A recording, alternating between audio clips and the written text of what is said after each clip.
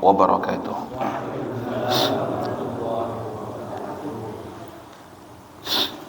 Innal hamdalillah nahmaduhu wa nasta'inuhu wa nastaghfiruh wa nastahdihi wa natubu ilayh wa na'udzu bihi min shururi anfusina wa min sayyiati a'malina. Man yahdihillahu fala mudilla lahu wa man yudlil fala hadiya lahu.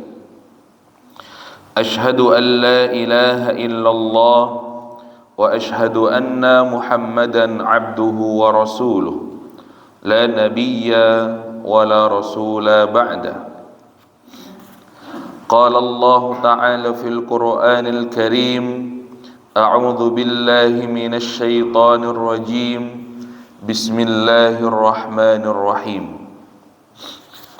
يا أيها الناس اتقوا ربكم الذي خلقكم من نفس واحدة وخلق منها زوجها وبث منهما رجالا كثيرا ونساء واتقوا الله الذي تساءلون به والأرحام إن الله كان عليكم رقيبا. وقال رسول الله صلى الله عليه وسلم فإن أصدق الحديث كتاب الله وخير الحدي حدي محمد صلى الله عليه وسلم وشر الأمور محدثاتها ألا فإن كل محدثة في الدين بدعة وكل بدعة ضلالة وفي رواية وكل ضلالة في النار. اللهم صل على محمد وعلى آل محمد كما صليت على إبراهيم وعلى آل إبراهيم في العالمين إنك حميد مجيد. رب اشرح لي صدري ويسر لي أمري واحلل عقدة من لساني يفقه قولي. رضينا بالله ربا وبالإسلام دينا وبمحمد صلى الله عليه وسلم نبيا ورسولا. ربنا زدنا علما وارزقنا فهما. Alhamdulillah, jamaah rahimakumullah. Marilah kita bersyukur kepada Allah Subhanahu wa taala. Di pagi hari ini Allah kembali memberikan kesempatan kepada kita semuanya untuk hadir bermajelis ilmu. Yang sebelumnya kita laksanakan sholat subuh berjamaah. Kenikmatan yang patut kita syukuri kepada Allah Subhanahu wa taala, karena barangkali tidak semua hamba Allah Subhanahu wa taala diberikan kenikmatan yang sama. Inna Qur'anal fajri kana mashhuda. Sesungguhnya salat subuhnya seorang hamba disaksikan oleh para malaikat. Rasulullah sallallahu alaihi wasallam berdoa kepada Allah untuk keberkahan bagi umatnya yang berpagi-pagi dalam kebaikan. Allahumma barik li ummati fi bukuriha. Dan kita bermohon kepada Allah Subhanahu wa taala, mudah-mudahan duduknya kita di masjid ini dinilai oleh Allah sebagai amal saleh, dinilai oleh Allah Subhanahu wa taala sebagai ibadah yang nanti akan menjadi pemberat timbangan kebaikan kita di hadapan Allah Subhanahu wa taala. Sebagaimana Allah mengatakan di dalam Al-Quran, yauma la yanfa'u malun wala banun illa man atallaha biqalbin salim. Pada hari kiamat tidak lagi berguna harta yang kita kumpulkan di dunia, harta yang kita tumpuk di dunia, anak yang kita bangga-banggakan di dunia, illa man atallaha biqalbin salim, kecuali seorang hamba yang nanti hadir di hadapan Allah Subhanahu wa taala dengan hati yang salim, dengan hati yang bersih, bersih dari noda-noda kesyirikan kepada Allah Subhanahu wa taala, bersih dari noda-noda kemaksiatan kepada Allah Subhanahu wa taala, serta bersih dari berbagai macam kemaksiatan kepada Allah Subhanahu wa taala. Salawat dan salam mari kita haturkan kepada junjungan kita Nabi Muhammad sallallahu alaihi wasallam. Salawat kepada keluarga beliau, kepada sahabat-sahabat beliau, kepada para tabi'in, tabi'ut tabi'in, dan orang-orang yang senantiasa mengikuti jejak langkah beliau hingga hari kiamat. Kita memohon kepada Allah mudah-mudahan dijadikan hamba yang mendapatkan syafaat Rasulullah sallallahu alaihi wasallam. Tak lupa kita berzikir di pagi hari ini. Asbahna ala fitratil Islam wa ala kalimatil ikhlas wa ala dini nabiyyina Muhammadin sallallahu alaihi wasallam wa ala millati abina Ibrahim hanifa wa ma kana minal musyrikin. Allahumma anta rabbana la ilaha illa anta khalaqtana wa nahnu ibaduka wa nahnu ala ahdika wa wa'dika mastata'na na'udzu bika min syarri ma sana'na nabu'u laka bi ni'matika 'alaina wa nabu'u bi dhunubina faghfir lana faghfir lana fa innahu la yaghfiru dhunuba illa anta. Bismillahilladzi la yadurru ma'asmihi syai'un fil ardi wala fis sama'i wa huwas samiul alim. Jamaah rahimakumullah. Pada pagi hari ini saya ingin membacakan bab di dalam kitab Rawa'iul Bayan Tafsir Ayatil Ahkam ya. Yang ditulis, kitab ini ditulis oleh Syekh Muhammad Ali As-Sabuni, seorang ulama ya, dari Suriah. Di dalam salah satu pembahasannya, beliau menyampaikan hadis-hadis tentang hukum-hukum makanan yang halal dan yang haram. Allah Subhanahu wa taala berfirman di dalam Al-Qur'an, "Ya ayyuhalladzina amanu qulu min thayyibati ma razaqnakum washkuru lillahi in kuntum iyyahu ta'budun." Wahai orang-orang yang beriman, makanlah yang baik-baik yang dirizkikan oleh Allah Subhanahu wa taala kepada kalian. Washkuru lillah, dan bersyukurlah kepada Allah Subhanahu wa taala, in kuntum iyyahu ta'budun. Kemudian apabila kalian beriman dan beribadah kepada Allah. Ayat ini terdapat di dalam surah Al-Baqarah ayat yang ke-172, lalu dilanjutkan oleh Allah. Innama harrama alaikumul maitata wad dama wa lahmal khinzir wa ma uhilla bihi li ghairillah faman ittarra ghaira baghin wala 'adin fala itsma 'alaihi innallaha ghafurur rahim.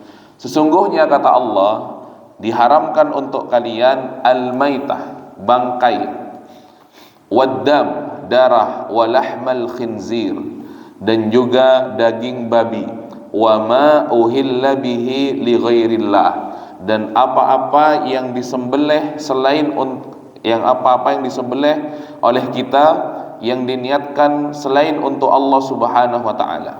Famanitturra ghaira baghin wala 'adin fala itsma 'alaihi.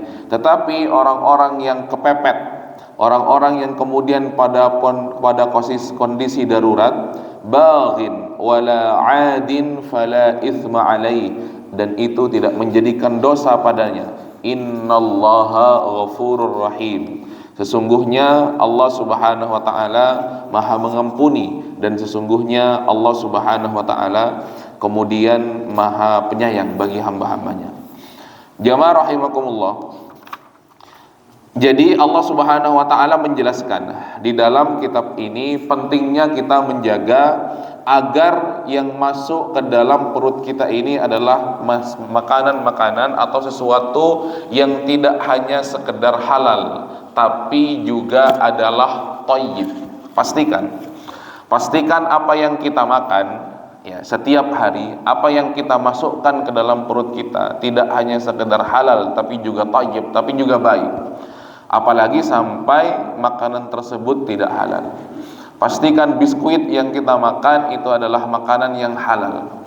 Pastikan ya roti, pastikan semua yang kita makan itu adalah makanan yang halal. Jangan sampai adalah makanan yang tidak halal.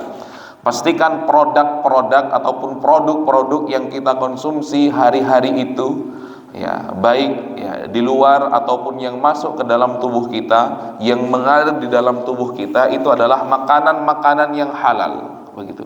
Karena diwanti-wanti oleh Allah Subhanahu wa taala. Maka kemudian Allah Subhanahu wa taala juga di dalam hadis Rasulullah sallallahu alaihi wasallam itu pernah bercerita tentang seorang laki-laki yang berada pada safar yang panjang, sampai kemudian badannya lusuh, rambutnya lusuh, kusut begitu. Lalu kemudian dia berdoa kepada Allah Subhanahu wa taala. Ya Rabb begitu.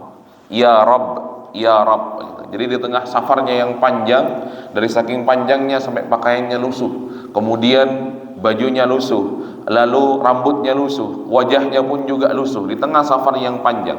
Lalu dia berdoa kepada Allah, wahai Allah, dia meminta kepada Allah, ya Allah. Tetapi kemudian wa ma ta'amuhu haram, yang dimakan itu adalah makanan yang haram.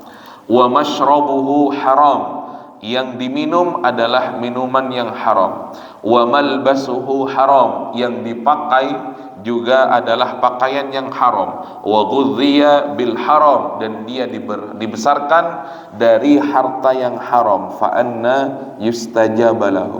Lalu kemudian ada pertanyaan dari Allah, bagaimana cara Allah itu kemudian mengabulkan doa-doanya. Artinya ternyata makanan-makanan atau hal-hal yang kita gunakan, yang kita konsumsi hari-hari kita bersama keluarga kita, bersama anak istri kita itu, apabila itu adalah sesuatu yang haram, tidak baik, begitu, menjadikan doa kita itu terhijab dari Allah Subhanahu wa taala. Jemaah yang dirahmati Allah Subhanahu wa taala. Kemudian di dalam kitab ini sebenarnya ditimbang ataupun dibahas dari sisi fikihnya, ya, dari sisi hukum-hukum syariatnya. Bahwasanya nanti dibagi-bagi ataupun nanti diperjelas, ya, bagian-bagian yang haram ataupun bagian-bagian yang tidak haram.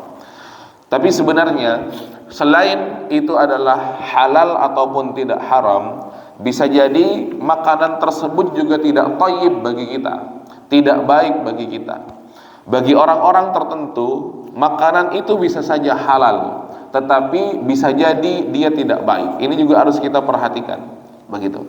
Bisa jadi ketika orang mengkonsumsi jeroan, mungkin itu enak, mungkin itu halal, tapi bisa jadi itu tidak thayyib, begitu. Bagi sebagian orang mengkonsumsi bebek goreng, ya, dengan sambalnya yang pedas, Bapak Ibu rahimakumullah, itu mungkin enak, itu mungkin halal, begitu, selama penyembelihannya adalah baik. Tetapi bagi orang-orang tertentu barangkali itu tidak baik, ya. Bagi orang yang mengidap penyakit apa misalkan, ya, asam urat dan lain sebagainya, enak, tetapi bisa jadi itu adalah tidak baik. Jamaah rahimakumullah, ini yang disampaikan, ya, bahwasanya ada bagian-bagian yang diharamkan oleh Allah Subhanahu wa taala dan ada bagian-bagian yang juga, ya, dihalalkan oleh Allah Subhanahu wa taala. Tetapi kemudian di dalam ayat ini Allah Subhanahu wa taala seolah ingin menyampaikan sebuah pesan kepada kita. Sebenarnya yang dihalalkan itu, mohon maaf, sebenarnya yang diharamkan itu sedikit, begitu. Yang dihalalkan itu yang lebih banyak.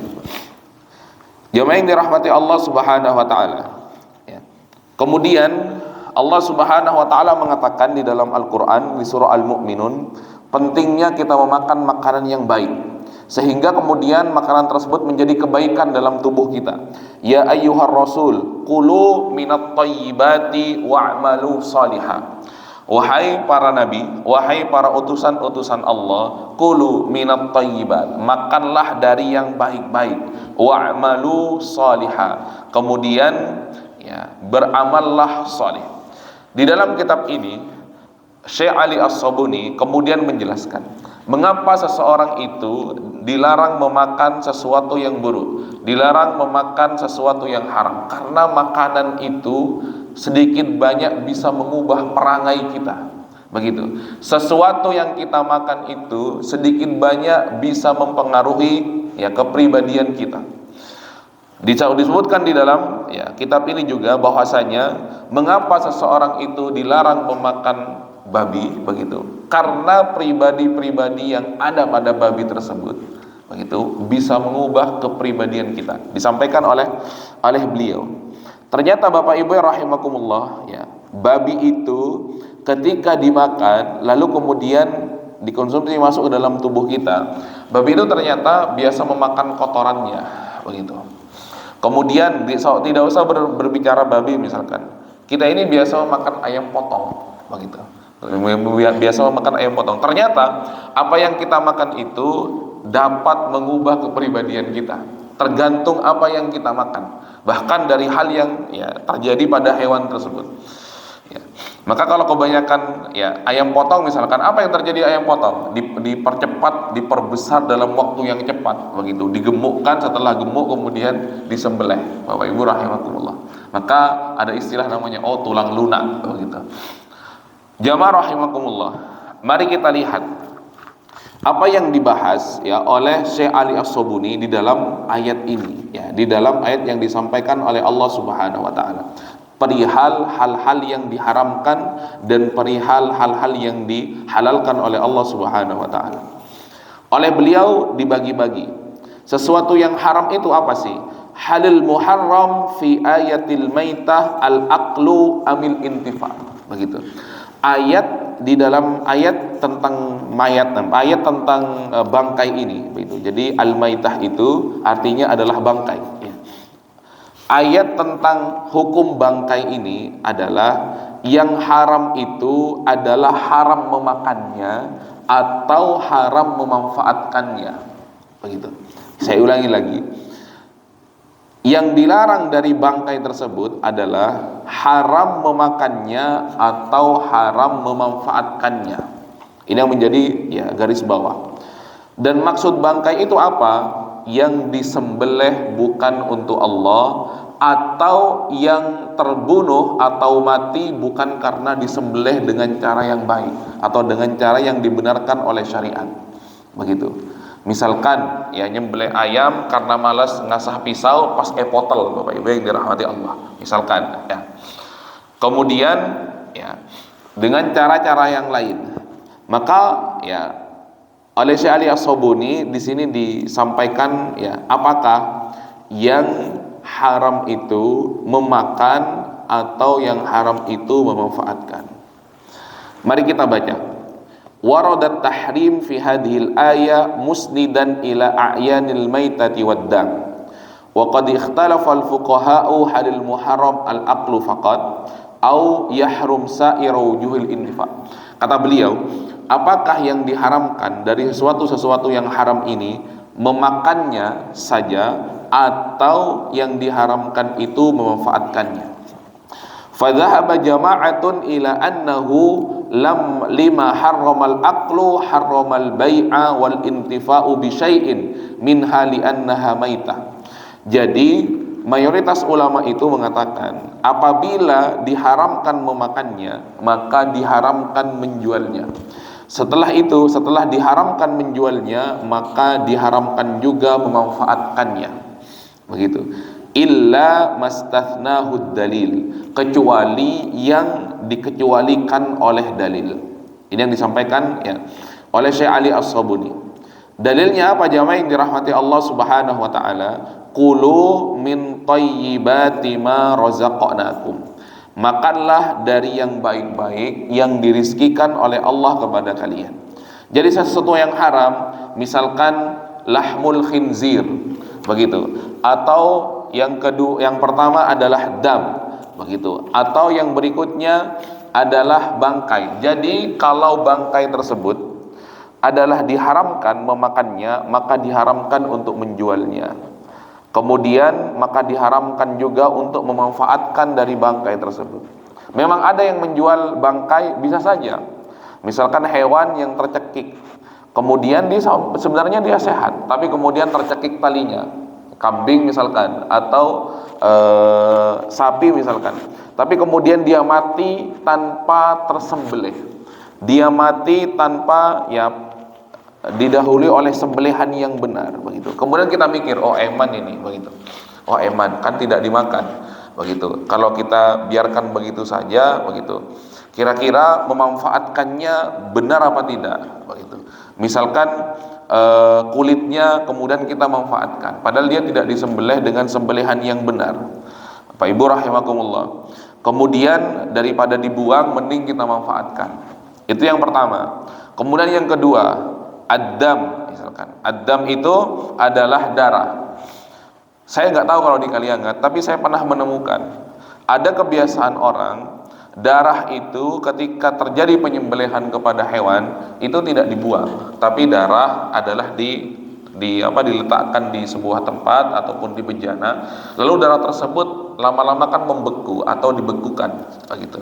Setelah dibekukan, darah tersebut direbus ataupun dikukus, lalu menjadilah seperti potongan-potongan tahu.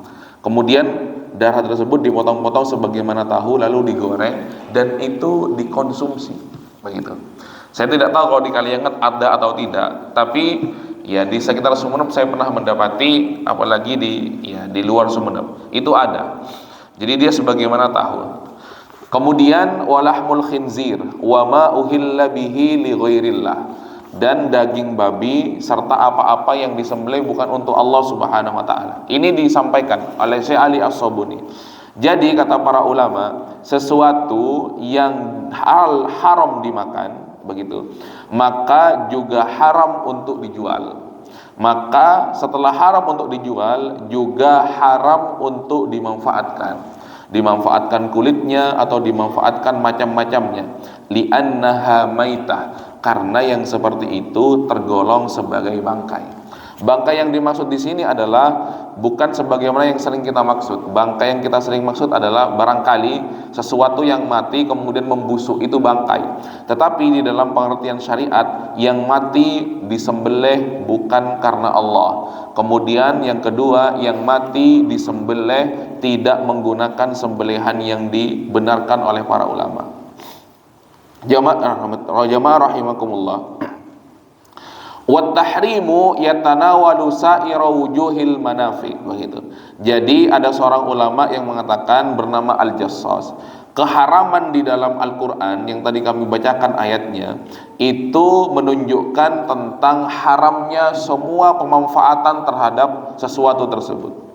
Fala yajuzul intifa bil maitah ala wajhin la yat'amuhal kilab wal jawarih, begitu. Jadi tidak boleh dimanfaatkan apapun.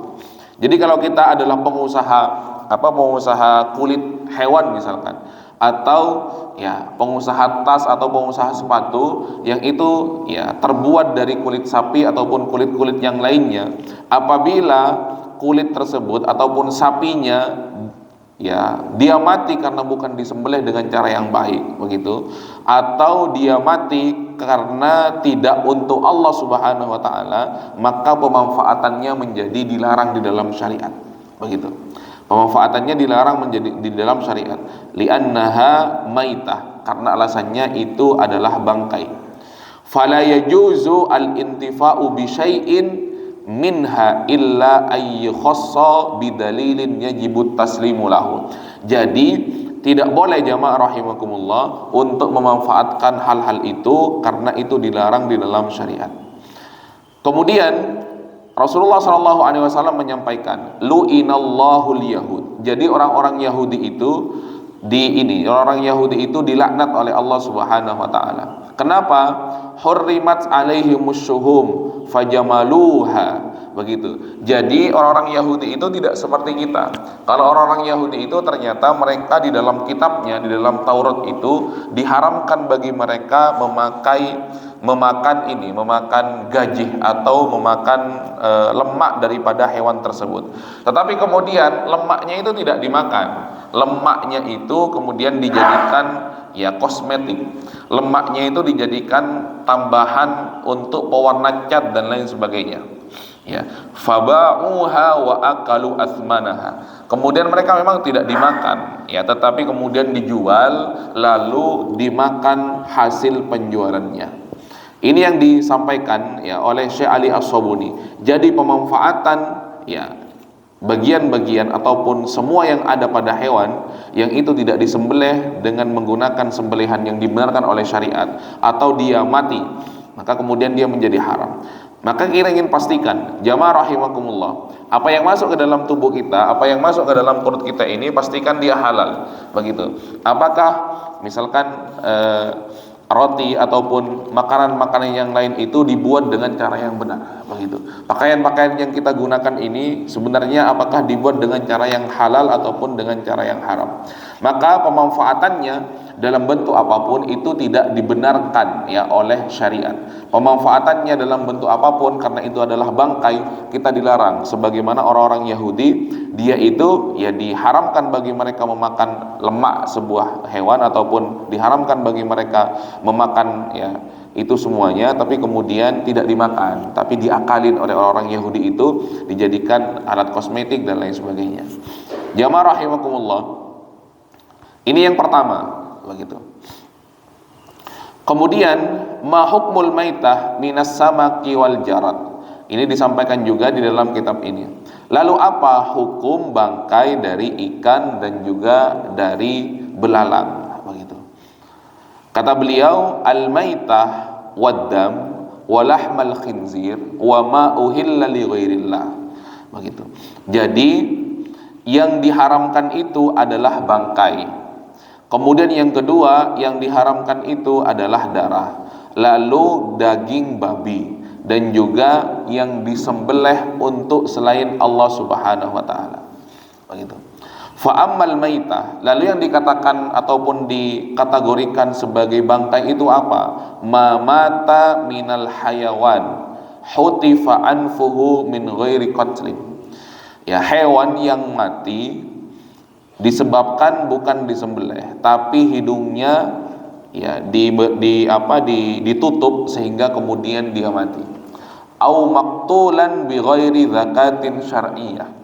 Dikatakan bangkai adalah yang terbunuh ataupun yang mati karena disembelih dengan cara yang tidak dibenarkan oleh syariat. Begitu. Wa kana al-arabu fil jahiliyah yastabihuna al-maitah.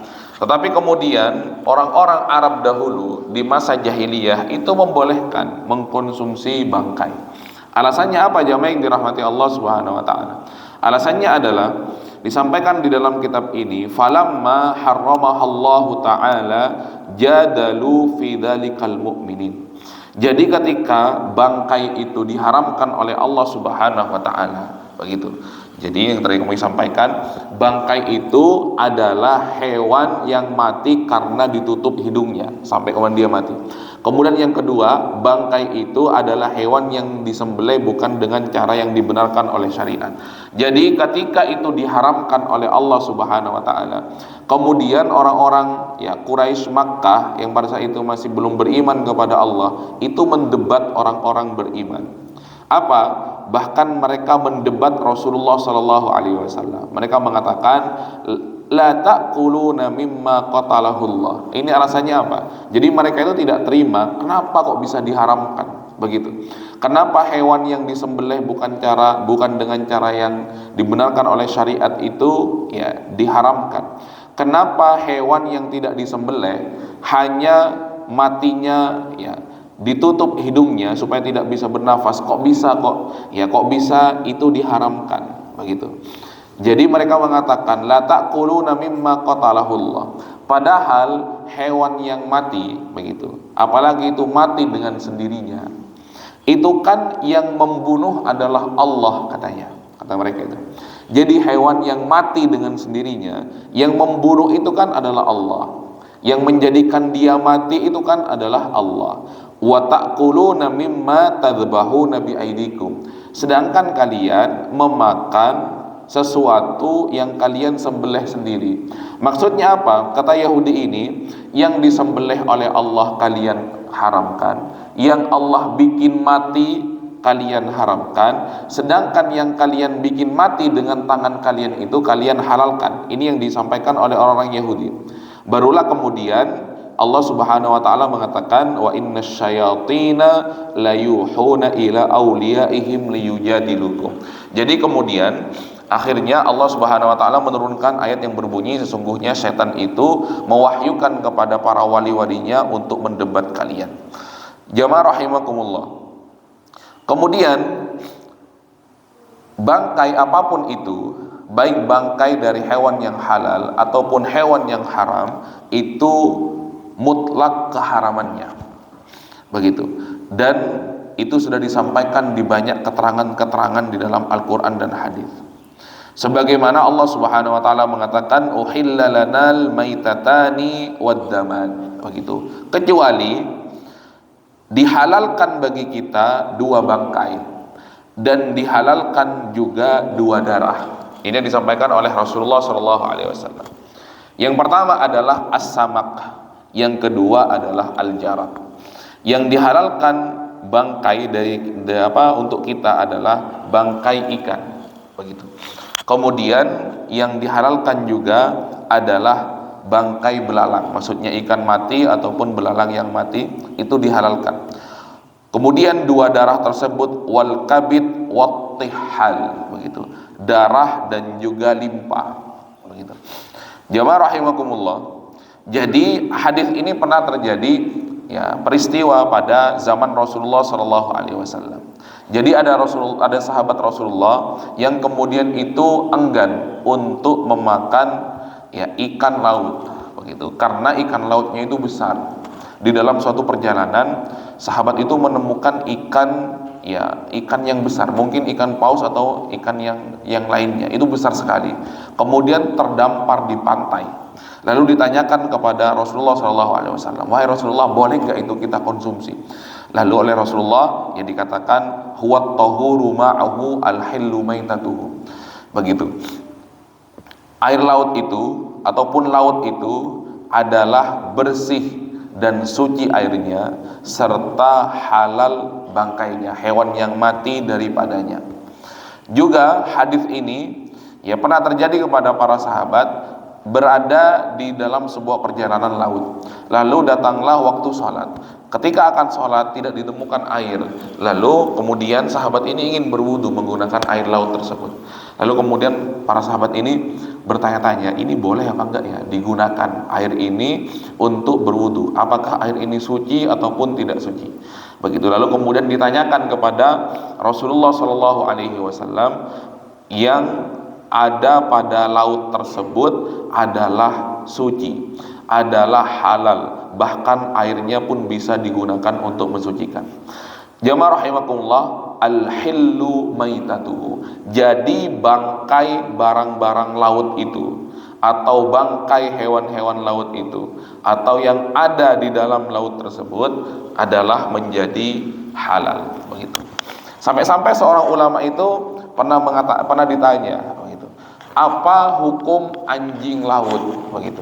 Jadi ada seorang yang bertanya, apa hukum anjing laut? Kalau anjing kan haram, kalau anjing laut kira-kira, ya, hukumnya apa? Ya, lalu, ya, ulama ini bernama Al-Imam Ahmad mengatakan, ketahuilah, ya, wahai fulan, begitu, kalau saya tidak menyebutnya anjing laut, begitu, kalau saya nyebutnya adalah ikan, begitu. Yang menyebut anjing laut itu kan adalah kalian. Maksudnya apa? Maka itu adalah halal, begitu. Jangan terpaku kepada namanya, karena itu adalah hewan laut. Al-hillu maitatuhu. Jemaah yang dirahmati Allah Subhanahu wa taala. Maka diperbolehkan dua bangkai ini, as-samak wal jarad, begitu. As-samak wal jarad adalah bangkai ikan, kemudian, ya, bangkainya belalang. Maksudnya adalah ikan yang mati, kemudian, ya, belalang yang mati, bukan ikan yang sudah busuk, ya. Karena seringkali kita mengatakan ataupun berpandangan ataupun yang mengira kalau, ya, yang dinamakan bangkai itu adalah yang busuk. Tapi tidak, maksud di dalam syariat adalah yang mati bukan karena Allah, kemudian yang mati bukan karena disembelih dengan cara yang benar. Itu. Jamaah rahimakumullah. Waqad ittarattum. Tetapi kemudian sesuatu yang diharamkan di dalam syariat ini itu bisa saja diperbolehkan. Ya, kalimatnya bisa saja diperbolehkan. Kapan? Ketika kita itu pada kondisi terpaksa atau pada kondisi darurat, begitu. Daruratnya itu seperti apa? Daruratnya adalah ketika kita tidak mengkonsumsi barang tersebut, kita terancam nyawa kita, begitu. Ingat ya, kalimatnya terancam nyawa kita, ya. Dan kalimatnya adalah dibolehkan, bukan dihalalkan. Ini yang disampaikan oleh para ulama. Jadi kalau kita kehabisan makanan, tidak ada makanan yang bisa kita konsumsi. Misalkan kita sudah tidak punya apa-apa, ya, tidak punya harta untuk kita belikan makanan, yang ada adalah ya bangkai ayam misalkan, yang baru saja mati, kemudian kita masak, Bapak Ibu rahimakumullah, maka itu diperbolehkan untuk menghindari kematian. Ingat ya, kalimatnya itu diperbolehkan, bukan dihalalkan. Begitu. Kalau diperbolehkan itu maksudnya di dalam syariat, ketika kematian itu sudah hilang atau kita selamat dari kematian, maka kita cukup untuk tidak lagi ya memakannya. Kalau kalimatnya dihalalkan, nanti kita menjadi salah paham begitu. Ketika kita ya terpaksa, kemudian ada daging babi misalkan, kalau saya tidak makan daging babi ini saya akan mati. Begitu. Setelah kita konsumsi daging babi tersebut, oh ternyata enak ya begitu. Yang selama ini tidak bisa kita makan, diharamkan kepada kita untuk dimakan, ternyata setelah kita konsumsi enak begitu. Karena kita merasa enak, kemudian oh kok enak ya, bisa nggak nambah kira-kira begitu, satu potong lagi atau begitu satu porsi lagi. Maka bahasanya di dalam syariat diperbolehkan bagi orang-orang yang dalam kondisi darurat. Ya, Bapak Ibu rahimakumullah. Kemudian disampaikan juga di dalam kitab ini pembahasan tentang mahiyya dzakatul janin ba'da dzabhi ummihi begitu. Misalkan ada kambing yang kita sembelih. Ternyata setelah kita sembelih, kita ketahui bahwasanya di dalam perutnya itu ada janinnya. Begitu, ada anaknya. Bapak Ibu rahimakumullah. Ini boleh dimakan atau tidak boleh dimakan? Begitu. Kalau kebiasaan Bapak Ibu di sini, kalau menyembelih kambing, kemudian setelah disembelih ternyata kambingnya itu ya ada anaknya di dalam perutnya, itu dikonsumsi atau tidak dikonsumsi kalau di sini? Atau dibiarkan begitu saja? Begitu, atau juga dikonsumsi? Ini ternyata dibahas, apakah boleh atau tidak? Begitu. Jadi kata beliau, ikhtalafal ulama'u fil janin alladzi dzubihat ummuhu wa kharaja maitan hal yuqal amla begitu. Jadi ada khilaf di antara para ulama apabila kita mendapati kambing begitu yang telah disembelih, lalu kemudian ternyata ada anaknya di dalam, dan ternyata anaknya itu juga sudah mati. Apakah boleh dimakan atau tidak boleh dimakan?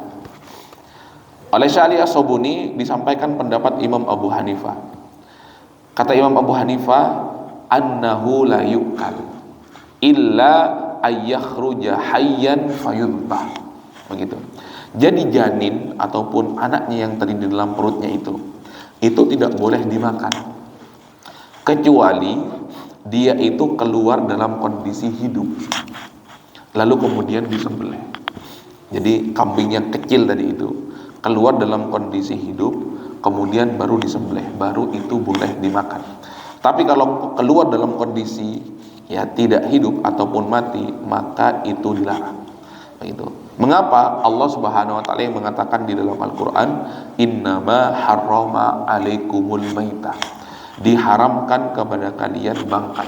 Jadi menurut Imam Abu Hanifah bahwa sesuatu yang keluar tersebut atau janin yang keluar dalam kondisi mati itu, padahal ibunya sudah disembelih dengan cara yang benar, itu tetap dikategorikan sebagai bangkai yang tidak boleh dikonsumsi. Tetapi kemudian jamaah rahimakumullah, wa dhahaba Syafi'i wa Abu Yusuf wa Muhammad. Jadi ulama yang bernama Imam Syafi'i dan juga Abu Yusuf dan juga ya seorang ulama yang bernama Muhammad, ila annahu yukal, itu boleh kok dimakan, li annahu mudzakka bi zakati ummihi, karena janin yang ada di dalam perut ibunya itu atau perut induknya itu, sembelihannya itu adalah sembelihan induknya begitu. Wastadallu bi hadits, dan beliau-beliau ini, para ulama ini mengutip hadis ataupun dalilnya adalah zakatul janin zakatu ummihi. Jadi janin itu, sembelihan janin itu tergantung pada sembelihan ibunya. Jadi kalau ya induknya telah disembelih dengan baik, kemudian ternyata di dalam perutnya itu ada janin, baik dia itu keluar dalam kondisi hidup atau kondisi mati, maka itu boleh dikonsumsi karena sembelihan ibunya itu atau induknya sudah mewakili. Nah, ini ternyata berbeda dengan apa yang disampaikan oleh Imam Abu Hanifah, bahwa kalau itu adalah janin dan itu keluar dalam kondisi mati, maka itu haram. Kalau itu adalah janin menurut Imam Syafi'i dan Abu Yusuf serta seorang ulama namanya Muhammad, kalau itu adalah janin dan dia keluar dalam kondisi hidup atau kondisi mati, maka dia itu sudah dihalalkan karena cukup yang disembelih itu adalah induknya, begitu. Wa qala Malik, begitu. Adapun Imam Malik mengatakan intamma khalquhu wa nabata sya'ruhu ukila wa illa fala. Ya, Bapak Ibu rahimakumullah. Tapi kemudian Imam Malik mengatakan apabila telah sempurna bentuknya dan juga sudah sempurna tumbuh dan juga telah tumbuh bulunya, ukila, itu yang boleh dimakan. Tetapi yang belum sempurna, begitu, belum sempurna bentuknya dan belum tumbuh rambutnya atau bulunya, fala yu'kal, itu yang tidak boleh dimakan. Kemudian di dalam pendapat Imam Malik ini dibagi-bagi ternyata gitu. Kalau pendapatnya jumhur ulama Syafi'i dan yang lainnya itu, kalau dia sudah keluar apapun kondisinya, asalkan sudah disembelih ibunya dengan baik, maka itu cukup. Tetapi kalau kata Imam Malik, kalau belum sempurna, kemudian belum tumbuh rambutnya, begitu, maka itu tidak boleh dikonsumsi. Tapi kalau sudah sempurna dan sudah tumbuh rambutnya, maka itu boleh dikonsumsi. Jemaah rahimakumullah. Itu. Kemudian apa kata Imam Al-Qurtubi? Innal janin idza kharaja ba'da dzabhi maitan yuqal li'annahu jara majwal adu min a'dha'iha. Begitu. Kata Imam Al-Qurtubi, sungguhnya janin yang ada di dalam perut ibunya, kalau dia itu keluar setelah disembelih ibunya atau setelah disembelih induknya, begitu, yuqal, begitu, itu tetap boleh dimakan karena itu tergolong sebagai bagian daripada anggota tubuh daripada induknya. Ini disampaikan oleh Imam Al-Qurtubi. Nah, kemudian di dalam pembahasan yang berikutnya juga disampaikan, bolehkah memanfaatkan bangkai selain dimakan, begitu. Imam Atha itu diperbolehkan, annahu yajuz al-intifa bi syahmil maitah wa jilduha, begitu. Jadi kata Imam Atha, hewan yang itu adalah bangkai. Sekali lagi kami ulangi, bangkai itu adalah dia mati bukan karena disembelih dengan sembelihan syariat, atau dia mati karena ditutup hidungnya sampai kemudian dia hilang nyawanya, begitu. Kata Imam Atha, itu diperbolehkan memanfaatkan gajihnya dan diperbolehkan juga memanfaatkan kulitnya. Jadi kalau ada sapi mati, kemudian daripada mubazir, itu boleh dikuliti, kemudian kulitnya boleh dimanfaatkan, dijadikan produk-produk tertentu misalkan, begitu. Kemudian juga boleh dimanfaatkan lemaknya. Untuk apa? Kalau orang-orang dahulu lemaknya itu dijadikan campuran cat, begitu, dan juga dijadikan kosmetik. Ternyata menurut Imam Atha itu diperbolehkan kalau itu adalah hewan yang mati bukan disembelih dengan sembelihan yang disyariatkan oleh Allah Subhanahu wa taala. Alasannya apa? Alasannya Al-Qur'an di dalam surah Al-An'am, qul la ajidu fima uhiya ilayya muharraman ala ta'imin yat'amuhu. Karena kata Allah yang menyatakan di dalam Al-Qur'an, begitu, yang diharamkan itu adalah yang dimakan, begitu. Adapun yang dimanfaatkan itu tidak apa-apa. Tetapi kemudian jamaah rahimakumullah, Jumhur ulama menjelaskan bahwa itu tetap diharamkan, tidak boleh. Dalilnya apa? Di dalam surah Al-Maidah ayat 3, hurrimat alaikumul maitah, diharamkan kepada kalian itu adalah bangkai, begitu. Jadi kalau itu diharamkan, ya kalau sudah dikatakan bangkai, tidak bisa dipilah-pilah lagi. Itu adalah satu kesatuan. Kalau dia adalah mati, ya bukan proses yang dibenarkan di dalam syariat, begitu. Mau apa, mau adalah kulitnya ataupun selainnya, kalau itu adalah bangkai maka itu diharamkan, karena secara jelas dikatakan hurrimat alaikumul maitah, begitu. Jadi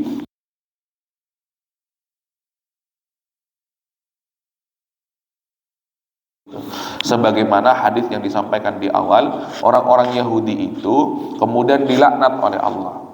Diharamkan untuk mereka mengkonsumsi ya lemak daripada hewan, kemudian memang tidak dikonsumsi pada akhirnya. Itu dijadikan campuran kosmetik dan itu dijadikan ya campuran sebagai cat ya yang digunakan untuk pewarna dinding atau pewarna kayu. Jamaah rahimakumullah. Jadi pada akhirnya bisa kita ambil kesimpulan. Kita ingin memastikan bahwasanya barangkali misalkan susu yang kita minum, begitu, atau minuman yang kita minum, mungkin ya sebagian besar komposisinya bisa jadi itu adalah halal. Tapi kita juga harus memastikan, takutnya ada campuran-campuran yang tidak halal sehingga menjadikan doa kita itu tertolak, karena yang masuk ke dalam perut kita itu menjadikan kita terhijab dari Allah Subhanahu wa taala apabila itu adalah sesuatu yang haram, begitu. Ya baik, dirahmati Allah. Kemudian pembahasan yang terakhir di dalam kitab ini terkait halal dan haram adalah daman masfuhan, begitu. Darah yang mengalir. Darah yang diharamkan itu adalah darah yang seperti apa? Darah yang diharamkan itu adalah darah yang mengalir, bukan darah yang tidak mengalir, begitu. Maksudnya apa? Ketika seseorang ya sedang sholat, kemudian ada nyamuk, begitu, nyamuk yang sudah penuh ya dengan darah, lalu kemudian karena mengganggu diginikan oleh kita, apakah itu najis ataupun tidak najis? Kata kuncinya adalah darahnya itu mengalir ataupun tidak mengalir, begitu. Karena kalau dia darahnya mengalir maka adalah masuk ke dalam dam masfuh, ya darah yang mengalir. Maka kita tidak boleh mengkonsumsi, sebagaimana yang tadi kita sampaikan di awal, bahwa ada ya sekelompok ya orang yang kemudian menjadikan darah itu konsumsi, ya tidak dibuang, padahal di situ ada kotoran-kotoran yang membahayakan terhadap tubuh kita. Bapak Ibu jamaah yang dirahmati Allah Subhanahu wa taala. Dan yang paling terakhir, ya kita ingin memastikan mengapa yang halal-halal itu harus kita konsumsi, karena itu akan mengubah perangai kita. Orang yang terbiasa memakan makanan yang haram itu tidak sensitif terhadap dosa, begitu. Orang yang terbiasa memakan makanan yang haram itu mudah sekali bermaksiat kepada Allah Subhanahu wa taala. Ya, jangankan sesuatu yang haram, sesuatu yang syubhat saja kemudian diwanti-wanti oleh Allah Subhanahu wa taala dan juga oleh Rasulullah sallallahu alaihi wasallam. Barang siapa yang terjebak dalam posisi yang syubhat, maka sebenarnya dia sudah terjebak dalam posisi yang haram, begitu. Mudah-mudahan ya kita terjaga dari makanan-makanan yang haram yang menjadikan kita ini tertolak doa-doa kita kepada Allah Subhanahu wa taala. Kita inginnya kita diijabah doa-doa kita, tapi tanpa sadar kemudian kita memakan barang-barang yang haram. Maka cek and recheck Bapak Ibu yang dirahmati Allah. Jangan asal beli produk, jangan asal mengkonsumsi produk, begitu. Kita ngiranya itu adalah produk yang halal, sudah ada label halalnya, tapi ternyata ada bagian-bagian yang tersembunyi dari kita, ada bagian-bagian yang haram yang menjadikan doa-doa kita itu terhijab daripada Allah Subhanahu wa taala. Mudah-mudahan bermanfaat ya, apabila ada baiknya datangnya dari Allah Subhanahu wa taala, apabila ada buruknya datangnya daripada kebodohan kami yang tidak lepas dari godaan-godaan setan. Subhanaka Allahumma wa bihamdika asyhadu an la ilaha illa anta astaghfiruka wa atubu ilaik. Walhamdulillahirabbil alamin. Wassalamualaikum warahmatullahi wabarakatuh.